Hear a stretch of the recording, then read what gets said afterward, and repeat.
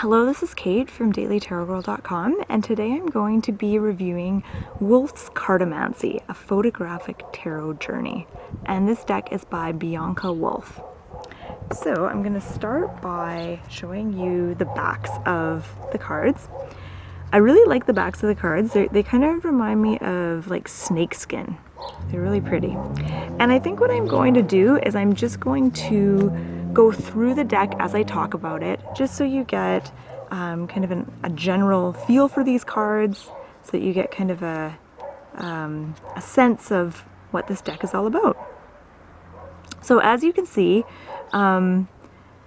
it's a photographic deck and lots of nudity. I'll say this right off the bat, one of the things I love about this deck is the vibe. That it has this like special vibe where when I look at the cards, I get the sense that the people on these cards are kind of part of this special community, almost like a like I want to say like not a commune, but like a alternative kind of society, you know, full of people that are artists and healers and storytellers and just kind of eccentric characters. And I don't know if that's true. I know that a lot of the models on the cards are friends of the artist, but that's just the vibe that I get from this deck. So in a way, I feel like when I work with this deck, it's almost like stepping into another world, or kind of, yeah, like entering another realm where things are different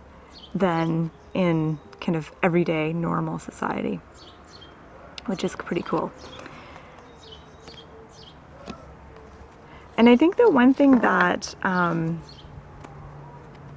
don't know if you can hear my neighbor's dog. It's just, as soon as I started this video, it started howling in the background.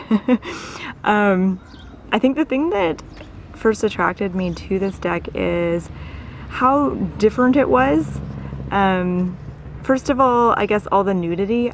I don't know what it is with me, but I love nudity and things, so I think that's what drew me in originally. I'm like, oh, this is really interesting. I don't have a tarot deck like this yet. So that's one of the things that drew me in. But one thing that's interesting about looking through or working with a photographic deck is that when I look at the cards, sorry, I'm kind of, my thumb is on the title of the cards here. When I'm looking at the cards, and I'll give you an example. There's one card in particular. Well, okay, look at the star card, for instance. When you look at a photographic deck, there's something about seeing an actual person in the pose or in that position that actually makes you think about being in that position yourself. Like you think about like, I wonder what it was like to be part of this card. And you kind of almost like empathize with the model and think like, what would that be like? And that just to me gives you a different kind of perspective on the card that you don't always consider, or you don't always get with cards that aren't photographic, like cards that are, you know, paintings or drawings. I love that outfit. So one thing that drives me crazy about this deck is the Roman numerals, because I don't know Roman numerals, and I did learn them in school, and I know everyone tells me they're easy to learn, there's not a big deal, but for some reason my brain cannot wrap its head around Roman numerals, so I always get confused when when a deck has Roman numerals on it. Oh, I like this card. This might be one of my favorite ones, actually, Princess of Swords. So in this deck, the knight and page are called the prince and princess, and each suit has a slightly different color scheme, and the border has a different color scheme. I don't know if you can see it in this light. I hope this light kind of shows that.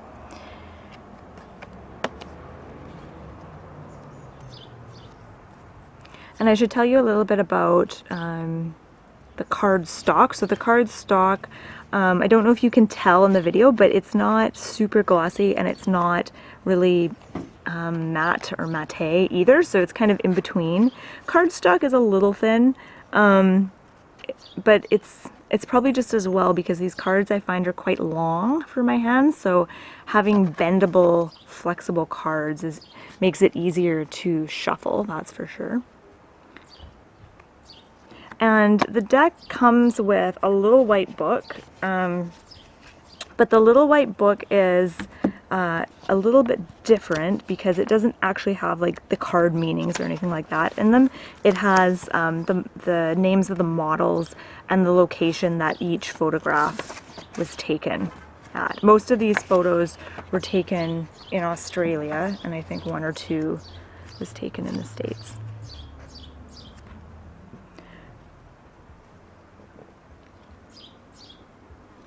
That's a neat one.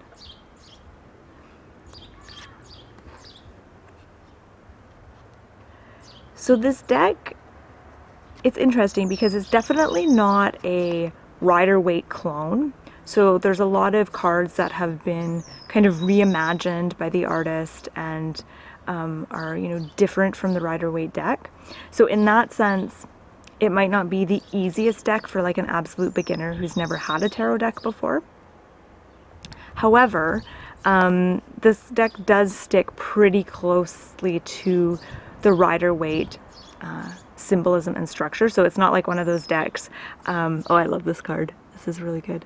It's not like one of those decks, you know, where the artist has like totally reimagined every card and you're just like, what do these cards even mean? You're like so confused. It's not like that, but it's definitely not a Rider-Waite clone. So, and I think that's kind of what I initially liked about this deck is that it, when you look at the cards, and I get this with any deck that isn't, you know, a total Rider-Waite clone, is when I look at the cards, it kind of makes me think about the cards a little bit more and kind of wondering, you know, why the artist chose certain symbols and stuff like that.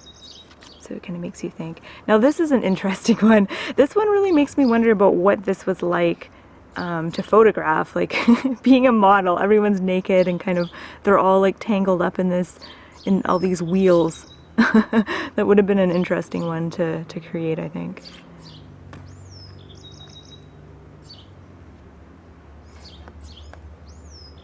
So I guess again what I really like about this deck is just the vibe of it, like the energy of it, or the you know what I mean. When you're working with a deck, each deck has a different vibe, a different energy, and when you're working with that deck, you're sort of invited into that energy. And I feel like with this deck, the energy is very, very free. There's this kind of almost a free-spirited, kind of hippy-dippy, alternate society kind of vibe, which I'm really liking. And I find this card interesting because when I look at it, I feel like he is trying to climb the tower instead of being thrown off of it. So here's the Fool. So see what I mean, how the Fool, this Fool card isn't, you know, exactly like, say, the Rider-Waite imagery. It's a little bit different, which is cool. I almost feel like some of these models, especially like some of the court cards, I almost feel like I know them. Like they look very, when you look at their faces, they look very like relatable. I'm like, do I know them from somewhere? So yeah, I've been enjoying this deck. I've actually used this deck a few times for weekly readings on my channel, and I've been having a really good time using this deck. Definitely has a really special, unique vibe to it, which is cool. So yeah, I'll put the link if you're interested in purchasing this deck or you want to find out more about the deck or the artist. I'll put the link in the description box below this video. And the Death card. Oh, I'm always excited to see the Death card in every single deck that I get. Don't know if that's morbid or not, but this one's pretty cool. Now I think I'm hoping I've shown you all the cards. If not, I think I can't remember which card I started on, so I hope I've given you a good feel for these cards. So I just want to say thank you so much for watching. I hope you've enjoyed watching this review. And once again, this is the Wolff's Cartomancy deck by Bianca Wolff.